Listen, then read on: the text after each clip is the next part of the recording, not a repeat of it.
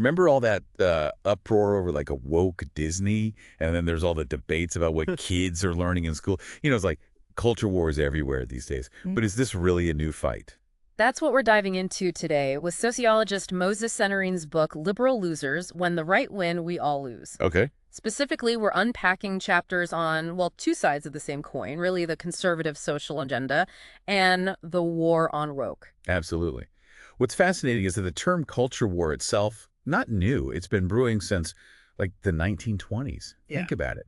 Those clashes between evolving urban and more traditional rural values back then, like history's on repeat, just with, a remix. And speaking of unique perspectives, Senarine's background is key here. I mean, we're talking first generation, college graduate, son of immigrants, even worked in public schools. This isn't just like some academic theory to him. It's lived experience. Exactly. And that comes through in his work, which, by the way, isn't just, sociology. I mean, we're talking books on everything from, get this, caste systems in India to cyborgs versus earth goddesses.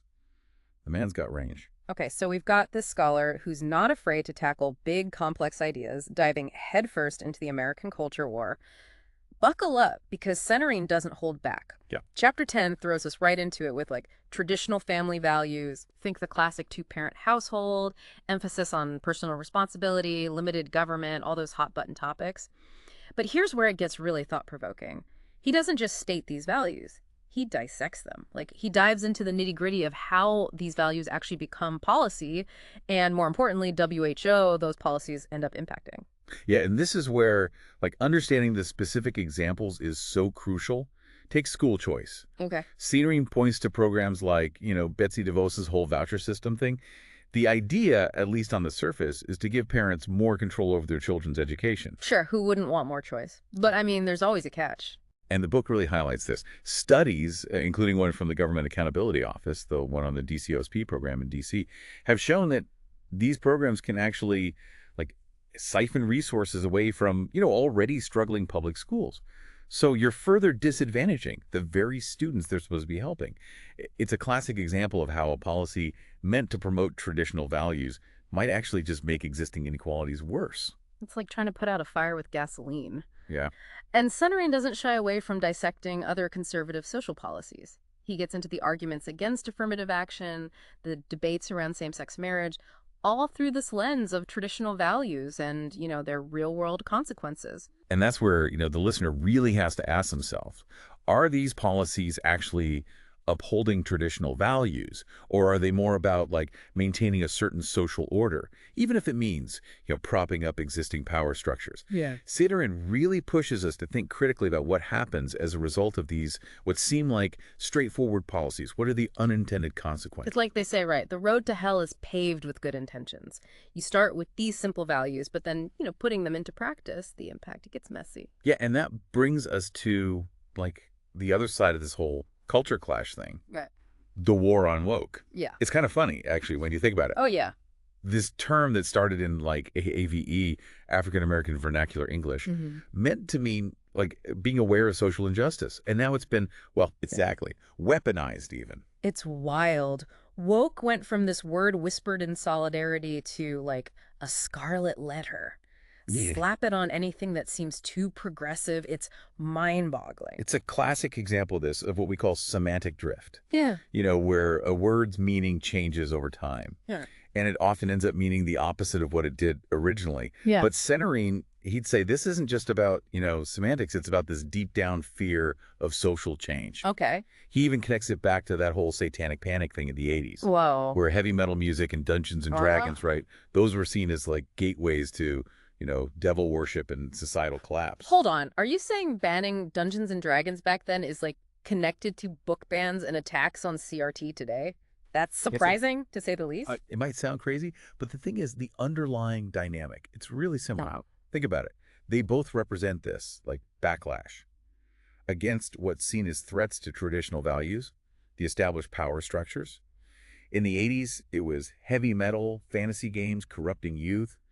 Today, it's critical race theory, LGBTQ inclusivity, whatever, supposedly indoctrinating kids. So it's this fear of the other, this anxiety about anything that messes with the status quo. Exactly. And Senarine, he argues that this fear is often manipulated, amplified for political gain, right? Mm. He points to things like the Stop Woke Act in Florida, Yeah, yeah. which tries to, restrict how race and gender are even talked about in schools, workplaces. This act and others like it, they often rely on these like misrepresentations. Take critical race theory. They paint it as this divisive, un-American thing. Speaking of CRT, I gotta admit, it's a term that gets thrown around a lot, but I'm not sure everyone actually knows what it means. Oh, absolutely. Could you, like, elaborate on that? So critical race theory, basically, it's a framework used mostly in legal studies to look at how systemic racism is baked into our laws, our institutions. It's not about pointing fingers at people, making anyone feel guilty because of their race. It's about acknowledging that, like, historical injustices, systemic biases, they still affect us today. And we need to be critical of those systems if we actually want a fairer society. So it's less about placing blame, more about understanding how inequality happened in the first place. Exactly. But the thing is, the term's been, hijacked, distorted, often by the very people who benefit from keeping things the way they are. It's become this, like, bogeyman to shut down any talk about race and racism that might, challenge the existing power dynamics. And that brings us back to those book bans, attempts to control what people are allowed to even know about. Seenarine talks about Art Spiegelman's graphic novel, Maoist, for example. Right. Pulitzer Prize-winning story about the Holocaust, deemed too graphic for schools. It's actually kind of terrifying when you think about it, right? It is. A story about the dangers of intolerance is being banned in the name of protecting children. It's almost like, I don't know, we're scared of our own shadows, afraid of those truths that make us, like, really look at how things are. But Seenarine, he'd say it's those exact uncomfortable conversations that we need to have. He uses this metaphor, right? Yeah. The marketplace of ideas. A healthy society, he argues, needs open debate, different points of view, to really thrive. When you start shutting down conversations, banning books, silencing people who disagree, you just end up with this, like, intellectual monoculture. And that's just asking for manipulation and stagnation. It's true. Like that saying, sunlight's the best disinfectant. You bring these issues out in the open, you wrestle with them, even the uncomfortable stuff. That's how you find solutions, right? Bridge the divides, create a better, fairer world. 100%. But I gotta ask, where does all this leave us? Seenarine, he paints, I don't know, a kind of bleak picture, right? With this culture war, both sides so stuck in their ways. Is there even any hope for common ground? Can we get past this endless back and forth? That's the million-dollar question, right? Yeah. And while Seenarine, he doesn't give us, like, easy answers. He does give us a call to action. We need to move past this whole winners and losers thing, he says. Yeah. We need to realize these culture war battles, they distract us from the real issues, the stuff that actually affects all of us, no matter what side we're on. It's like we're so busy fighting amongst ourselves, we miss the bigger picture entirely. Exactly. And that, right there, that's where the work begins. It's about actually listening, to understand, not just to come back with your own argument. It's about empathy, about realizing most of this stuff, way more complex than the, sound bites and tweets make it seem. So we need to think for ourselves a bit more, not just swallow whatever we're being told, seek out different views, and talk to each other, even when it's hard. Exactly. And that's, I think, what makes this whole deep dive so important. Yeah. Liberal Losers, not just some book about, the culture war. It's like a wake-up call. It's a reminder that we have the power to change things. We can shape a different future, one where we actually talk to each other instead of just yelling, one where we choose understanding over fear. So to everyone listening out there, here's what we want you to think about. What really hit home for you in Seenarine's arguments? Anything surprise you? Make you see things differently? We've only just scratched the surface here, this whole culture war thing. And if you're intrigued, let's be real, who isn't by a title like Liberal Losers, right?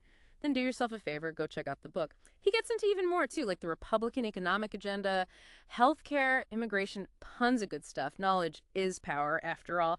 And understanding this stuff, these really complicated issues, well, that's the first step to a better future for all of us.